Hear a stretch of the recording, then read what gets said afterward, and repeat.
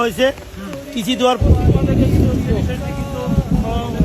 জানানো হয়েছে এবং ইতিমধ্যে হয়তো তিনি কিন্তু এখানে এই 10 মিনিট হলো আসলাম। আজ থেকে 5 দিন 15 তারিখে শাওলাল উচ্চ বিদ্যালয়ের 8 পাস পড়ুয়া একটা মেয়ে ক্লাস 8-এ পড়ে।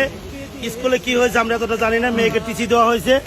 টিসি দেওয়ার পরে মেয়ের ফ্যামিলিকে টিসি বুঝিয়ে দেওয়া হয়েছে, মেয়ে বুঝিয়ে দেওয়া হয় নাই।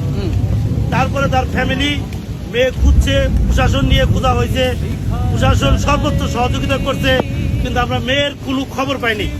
না পাওয়ার কারণে আজকে আমরা জানতে পারি একটা মরা দেহ এখানে পাওয়া গেছে।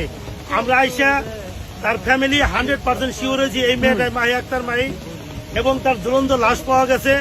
50% নাভি থেকে 50% কেটে অন্য জায়গায় রাখা হয়েছে এবং 50% ঝুলে রাখা হয়েছে। শাওলাল স্কুল ড্রেস এখানে আছে, স্কুল ড্রেসও আছে এবং জুতা ব্যাগও আছে এবং মেয়ের যে মাথার বুরকা সবই এখানে আছে।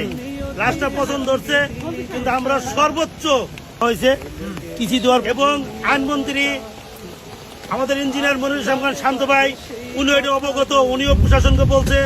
প্রশাসন সর্বোচ্চ সহযোগিতা করছে উদ্ধার করার জন্য, কিন্তু উদ্ধার করতে পারে নাই।